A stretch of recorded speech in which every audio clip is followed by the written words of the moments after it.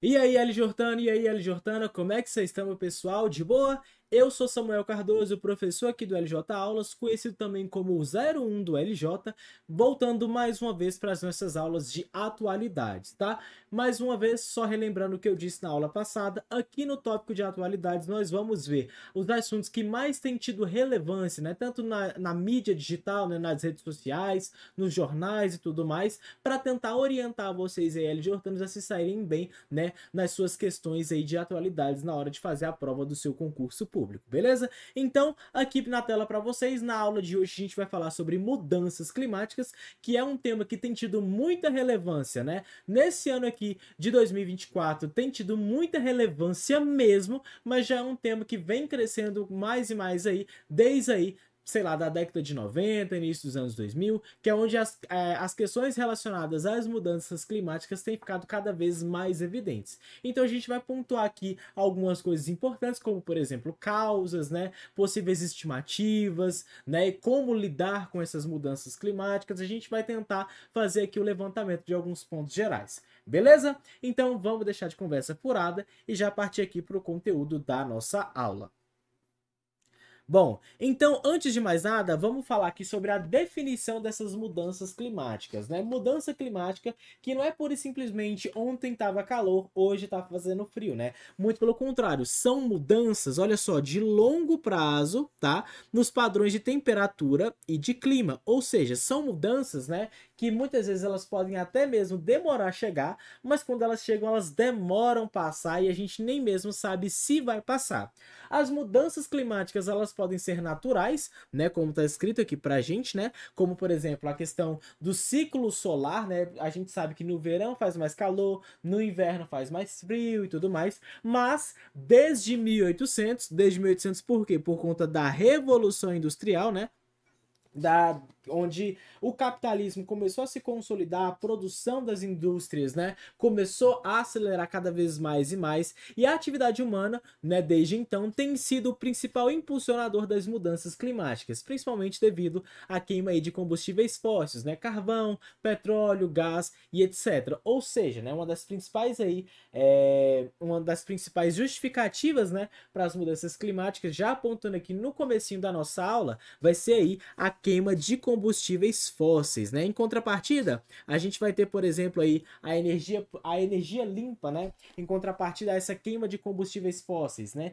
A queima de combustível, tipo petróleo, carvão e gás, ela vai agredir muito o ecossistema do nosso planeta Terra. Mas, por exemplo, a fonte de luz, ou melhor, a fonte de energia eólica, a hidráulica e tudo mais, a solar, né? Já vai ser aquela chamada de energia limpa que não vai ter essa emissão sinistra, essa emissão cabulosa aí de gás carbônico na nossa atmosfera. Mas então vamos dar sequência aqui na nossa aula para a gente não perder o fio da meada. Olha só, a partir então da Revolução Industrial, como eu disse para vocês, né? Toneladas de gases de efeito estufa, especificamente o dióxido de carbono, tem sido expelido aí na nossa atmosfera. Isso vai fazer uma mudança drástica, uma mudança cabulosa na composição química da atmosfera do nosso planeta Terra. Como está escrito no slide aí para vocês, a atmosfera terrestre é formada por gases de oxigênio, nitrogênio, dióxido de carbono e também por vapores de água, né?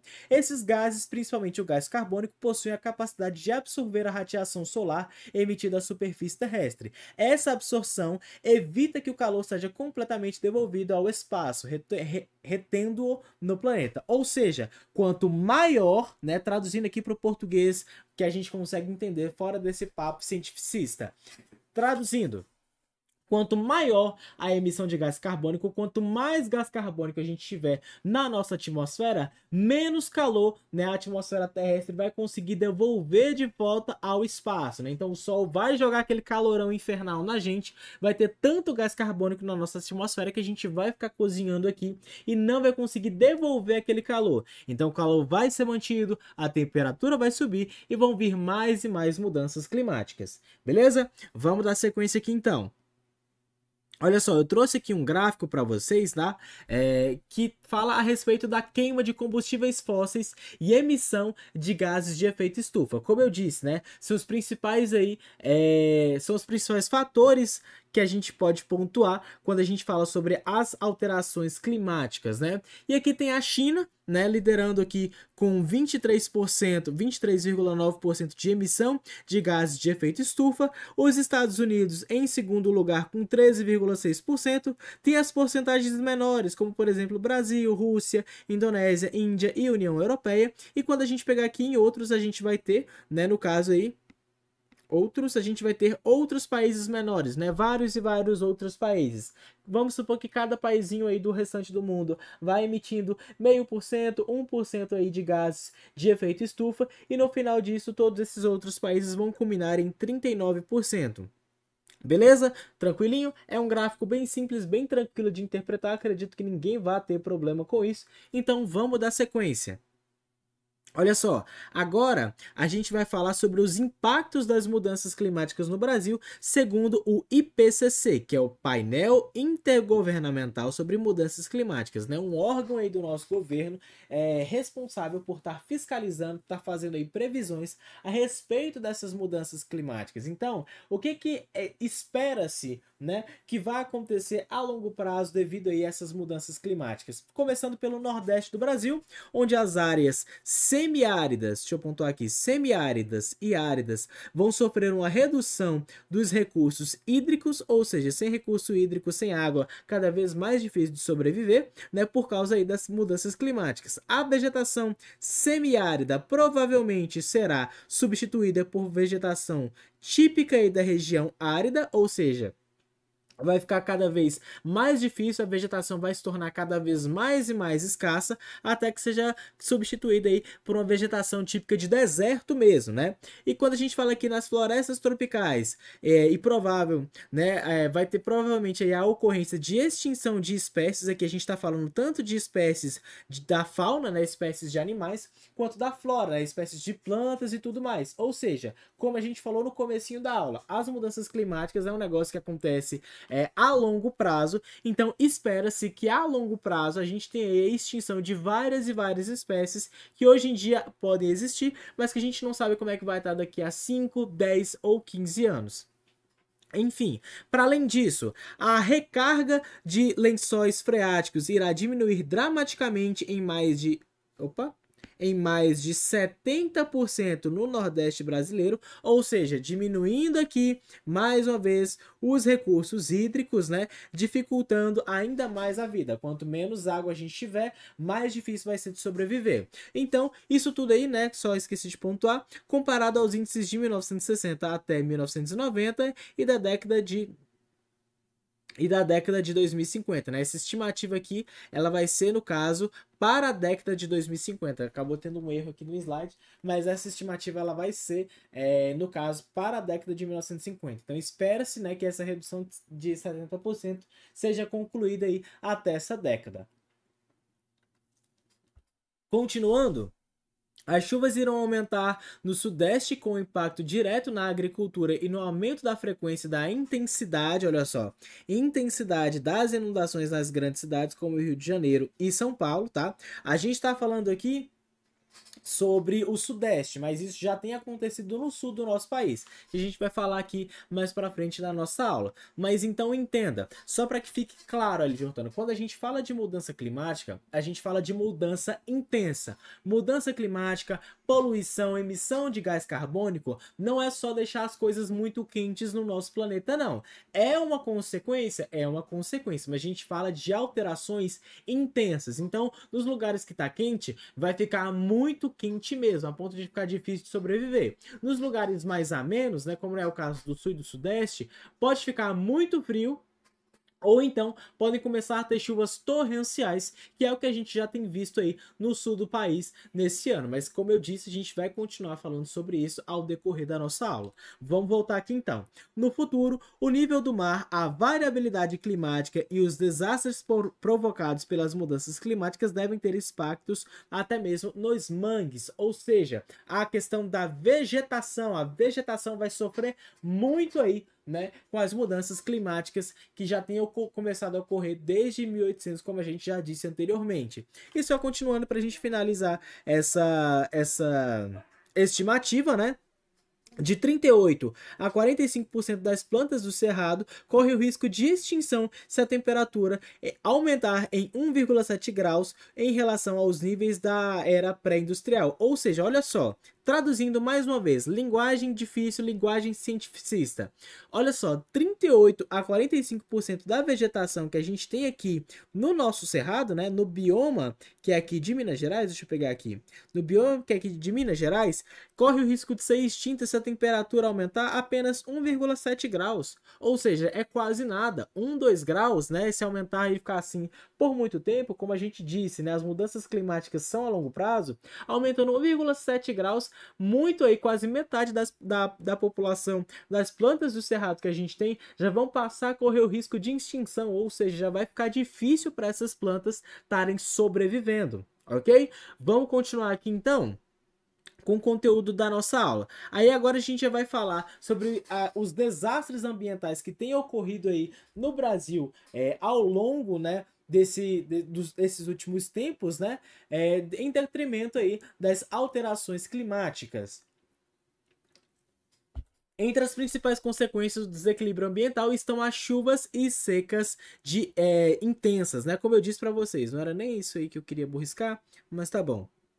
Principal alteração climática que a gente pontuar, né? A chuva intensa e a seca intensa também. Grande parte dos municípios aí de Minas Gerais foram atingidos por períodos chuvosos severos nos últimos anos, né? Coisa que a gente normalmente não via aqui, né, no nosso estado, né? Pelo menos as chuvas torrenciais de alagar, de arrastar carro, igual tá mostrando aí na imagenzinha para vocês, né? Não era uma coisa tão comum de se ver aqui no nosso país nos últimos anos, mas isso tem ficado cada vez mais e mais comum. E infelizmente tudo aponta para que se torne ainda mais comum mesmo, né? Já que as alterações, as transformações climáticas até então, né, não tem previsão para serem reduzidas. Mas então vamos continuar aqui para a gente não perder o foco da aula. A maioria dos municípios foi afetada então, ó, marcando aqui para vocês, por tempestades de granizo, vendavais, enxurradas ou precipitações intensas. Ou seja, eram desafios que a maioria dos municípios aqui do nosso estado de Minas Gerais não estava acostumado a lidar. Né? Chuva de granizo em Minas Gerais não é uma coisa tão comum assim de se ver. Vendaval, enxurrada, de arrastar carro, igual tá aí na imagem para vocês que eu acabei de falar, precipitação intensa, né? Aquela chuva de arrancar telhado, vento forte. Isso aí são coisas que normalmente a gente não tem de lidar aqui no nosso estado, mas que tem feito cada vez mais, né? Tem feito mais parte aí do nosso dia a dia. A gente tem visto cada vez mais essas coisas acontecendo. Para além disso, né, só para ficar mais claro ainda, isso não está acontecendo em apenas uma região do estado, porque está espalhado. Olha aqui, ó. Eles estão espalhados em diversas regiões do estado, como por exemplo o Vale de Jequitinhonha, o norte, no sul e na zona da mata. Ou seja, o estado de Minas Gerais inteiro está sofrendo e está à mercê dessas alterações climáticas. E como eu disse, né, a gente ainda pode observar situações desastrosas em várias outras cidades, como por exemplo é o caso de Contagem, né, de Belo Horizonte e Diamantina, lugares onde chuvas torrenciais dessa magnitude não eram tão comuns, mas que agora passaram a fazer parte aí, né, do dia a dia e da preocupação da população que reside aí nessas cidades, né? Pensa você ali, Jordano, imagina se esse aqui, ó, se esse carro aqui é seu, cara, o que que você iria fazer? Imagina só como é que ia ser o trabalho de uma vida inteira sendo arrastado aí por a chuva, por uma enxurrada. Eu imagino que não deve ser uma questão fácil, não deve ser uma situação muito fácil de lidar, né? E muito menos ainda de se preparar, mas infelizmente isso tem acometido aí várias regiões e várias cidades aí do nosso estado. Aí a gente fala também sobre mais previsões para o futuro de Minas Gerais, né? Previsões que vêm a respeito dessas alterações climáticas, onde a gente vê uma estimativa, né, na queda do nosso PIB, do Produto Interno Bruto do Estado de Minas Gerais, em todas as áreas até o ano de 2035, né, com reduções de 3,86% para a agropecuária, que é um expoente muito importante, né, significativo aí para o Produto Interno Bruto aqui do Estado de Minas Gerais. Para além disso, A gente ainda vai sofrer com a vulnerabilidade das cidades mineiras, né, com perdas de renda e de emprego, além de aumento de 13% das taxas de hospitalização para doenças infecciosas e respiratórias, né? Como eu já havia falado com vocês aí, por exemplo, a própria dengue, né? Cada vez mais tem chovido, cada vez mais as chuvas têm sido mais e mais intensas. Isso colabora para que o mosquito da dengue se reproduza, colabora aí para que mais e mais pessoas fiquem doentes, como é o caso da dengue, da chikungunya, por exemplo. E a gente prevê então uma vulnerabilidade, né, na nossa sociedade, porque as pessoas infelizmente vão acabar sendo hospitalizadas, vão acabar sendo afastadas, né, dos seus empregos, e aí fica muito difícil para a economia, para o Estado, para tudo estar funcionando normalmente, beleza? E aí, né, só para a gente finalizar essas previsões, o executivo, né, no caso aí, o governador, o governo, né, do nosso estado, ele acaba desenvolvendo uma série de ações de enfrentamento às mudanças climáticas, que vão desde o plano de ação climática, né, que é o PLAC do nosso estado, passando pelas políticas de saneamento básico, como eu disse no vídeo da aula passada, né, a questão do saneamento básico, recolher o lixo, fazer com que as pessoas não joguem mais tanto lixo assim na rua para evitar de entupir bueiro, alagamento e tudo mais. E também a questão da transição energética, que eu também já comentei, né? E para ele energia limpa, né? Que são aquelas formas de energia que não agridem tanto assim, né, o nosso meio ambiente, além de fazer uma economia verde, usar, por exemplo, papel reciclável, plástico reciclado, né, e além disso também combater o desmatamento, né, que é outra questão muito importante aí quando a gente pensa sobre as alterações climáticas, né, quanto mais se desmata, mais o clima muda, mais e mais dificuldades e desafios a gente tem de enfrentar. Fica quente, fica mais quente onde já é quente, né, e as regiões, né, onde não é tão quente assim, acabam sofrendo com, por exemplo, chuva de granizo, acabam sofrendo com chuvas torrenciais e assim por diante.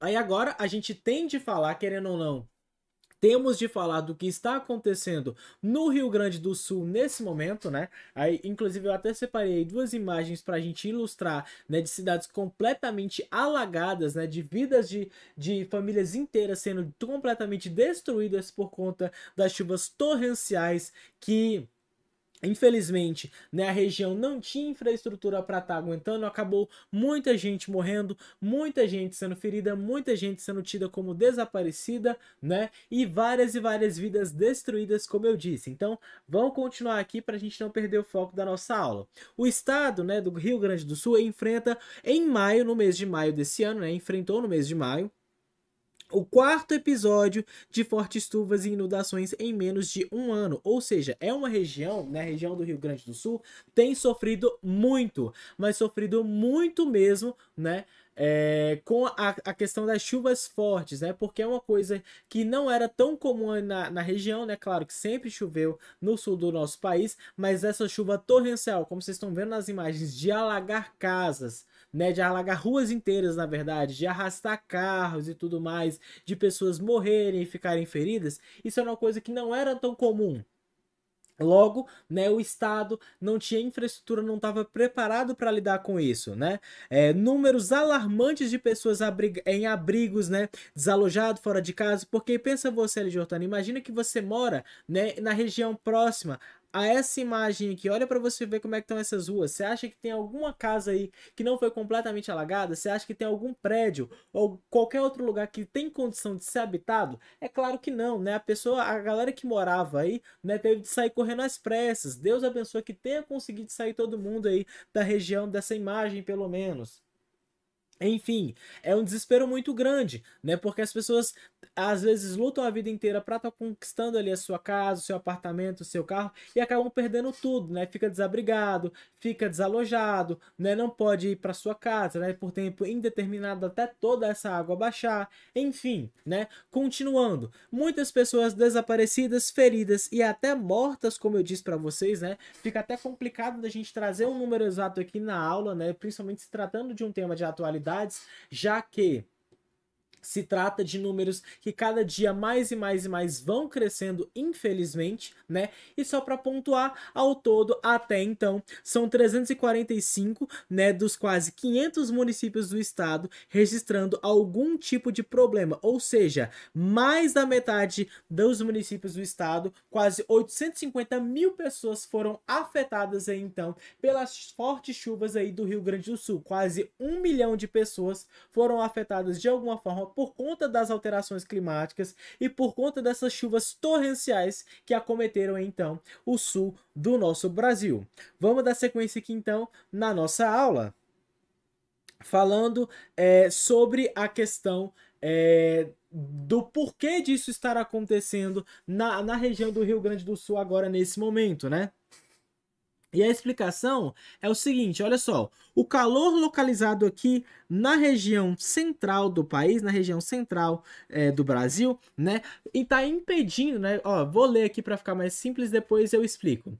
A onda de calor localizada na região central do Brasil com alta pressão atmosférica leva à formação de ar seco e quente, que acaba por bloquear a passagem das frentes frias para o norte do Brasil, ou seja, tá tão quente na região central do Brasil que o frio, a frente fria que vem ali da Argentina, né, dos países mais ao sul, infelizmente não consegue avançar. Se a frente fria ela não consegue avançar, então vai acabar decaindo tudo ali sobre a região sul do Brasil, vai acabar resultando nessas chuvas torrenciais que vão deixar, como a gente já falou, milhares e milhares de pessoas em situação desesperadora, né? em situações aí de completo desamparo. Enfim, essas frentes frias, né? Como eu disse para vocês, elas vêm da Argentina, chegam rapidamente à região sul do Brasil e não conseguem avançar. As alterações climáticas que ocorrem aqui, então, na região central e no nordeste do nosso Brasil, não deixa essa frente fria avançar, né? E acaba caindo tudo lá na região sul mesmo. Ou seja, as mudanças climáticas, elas vão ter uma relação entre si. Isso aqui é muito importante, olha só.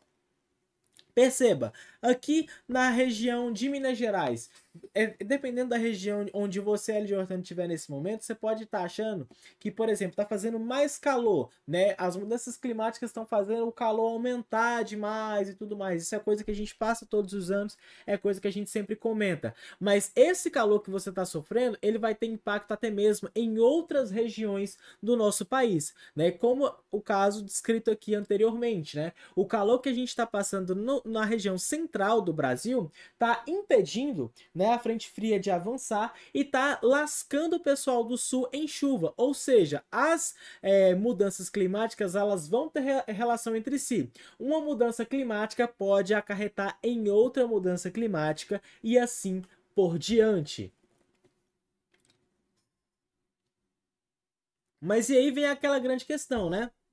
Como é que a gente lida com esses novos desafios climáticos no Brasil? Que foi o que eu já comentei para vocês, né? Fonte de energia renovável, né? Energia verde, que é o caso aí da energia eólica, energia solar. A gente também pode estar tentando diminuir, né, assim, a demanda por essa energia aí das termoelétricas, principalmente ligadas ao gás e ao petróleo, que são aqueles combustíveis fósseis, né, que emitem muito gás carbônico e que lascam com a atmosfera do nosso planeta. Para além disso, a gente tem também a revitalização da vegetação, né, o reflorestamento. Quanto mais vegetação, menos alterações climáticas, então é uma alternativa que é possível e é muito positiva também. E além disso, a gente poderia estar utilizando também do uso do conhecimento das populações tradicionais, né, a questão dos indígenas aí do nosso Brasil, para a gente conseguir se adaptar, por exemplo. Inclusive, é uma questão que eu vi o pessoal do sul do Brasil fazendo nesse momento, o pessoal improvisando barricada para conseguir impedir a água de avançar, né? No caso, fazendo represas aí, né? Além disso, também a gente vai ter o combate ao desmatamento, que vai estar ligado aqui a esse motivo aqui de cima, né? Como eu disse, quanto mais vegetação, menos mudanças climáticas. Quanto menos mudanças climáticas, menos situações igual essa aí que está acontecendo, tanto na região ali de Belo Horizonte, quanto aí na região do sul do Brasil. Então agora a gente já vai fazer aqui exercícios de fixação para conseguir fixar aí as ideias na mente de vocês. Sem mais enrolação, vamos passar aqui então já para a nossa primeira questão. Então, questão 1. Com base nas discussões que abordam os desafios ambientais dos últimos anos, marque a alternativa que indica um elemento que não contribui significativamente para as mudanças climáticas observadas em Minas Gerais nos últimos anos. Mas também vai valer aqui, né, no caso, para qualquer região do Brasil ou até mesmo do mundo. Mas vamos lá. Desmatamento da Amazônia. Desmatamento da Amazônia contribui ou não para as alterações climáticas tanto de Minas Gerais quanto do restante do Brasil? Contribui. Então a letra A, ela não é a nossa resposta. Emissões de gases de efeito estufa provenientes de atividades industriais. Isso contribui para a mudança climática? Contribui. Então essa aqui também não é a nossa resposta. A letra C. Aumento da urbanização e expansão das áreas urbanas. Isso contribui para a mudança climática? Contribui sim. Então a letra C também não é a nossa resposta. No caso, então, a letra D, que é a nossa última alternativa, variações naturais do ciclo solar? É claro que não, né, gente? Pelo menos não das mudanças climáticas que a gente está pontuando aqui, né? Que são essas chuvas torrenciais, esse calor exacerbado, essa coisa que não é natural. No caso, o ciclo natural do Sol não tem nada a ver com isso. Então a resposta aqui da nossa número 1 vai ser a letra B. Vamos continuar, dar sequência para a questão número 2.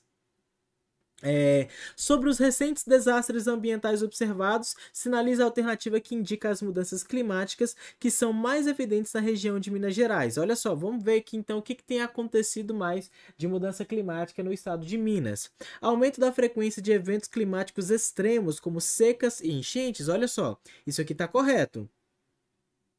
Então, já vamos deixar ela aqui sinalizada. Vou colocar uma bolinha aqui na questão, na alternativa A. Vamos continuar. Diminuição da temperatura média anual devido ao aumento da cobertura de nuvens. Isso aqui nem faz sentido, né? Tá mais frio só porque tem mais nuvem no céu? Não, isso aqui não tá certo. A letra B não é a nossa resposta.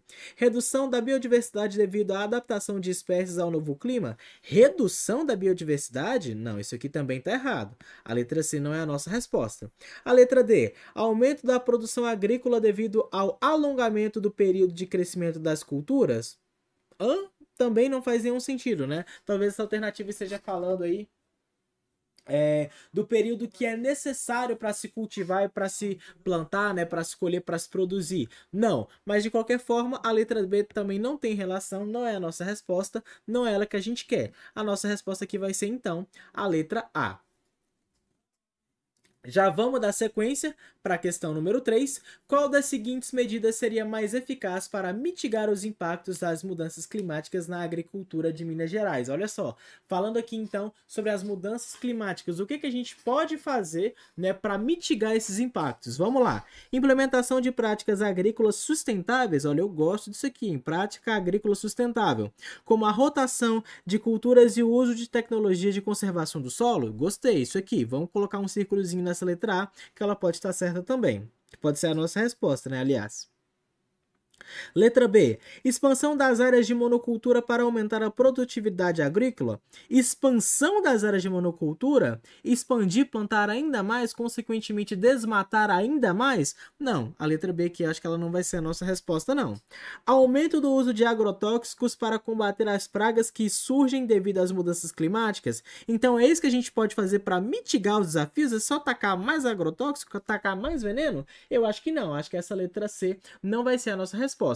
A letra D, redução dos investimentos em pesquisa agrícola e desenvolvimento de variedade de plantas mais resistentes. Redução, olha só, redução dos investimentos, não é exatamente o contrário. A gente tinha que pesquisar, tinha que investir na variedade de planta mais resistente aí, plantas que conseguem resistir mais, às vezes passar mais tempo sem água, né? Às vezes suportar mais chuvas e tudo mais. Então a letra D, ela também está errada, ela não vai ser a nossa resposta.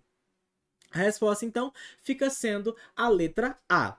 Bom, galera, é isso, tá? Eu já vou ficando por aqui. Eu espero que vocês tenham gostado dessa aula. Como eu disse, né, já na primeira aula, aqui no módulo de atualidade são realmente aulas mais dinâmicas, mais intuitivas. Não é aquele conteúdo tão maçante, tão chato, tão complicado de ser entendido. É uma coisa que muitas vezes você já tem muito contato, então eu imagino que fica cada vez mais fácil de entender, de compreender o que é falado. Então eu imagino que vocês não vão ter nenhum tipo de dificuldade, beleza? De qualquer maneira, eu já vou ficando por aqui, agradeço muito a atenção, vejo vocês na próxima aula. Valeu e falou!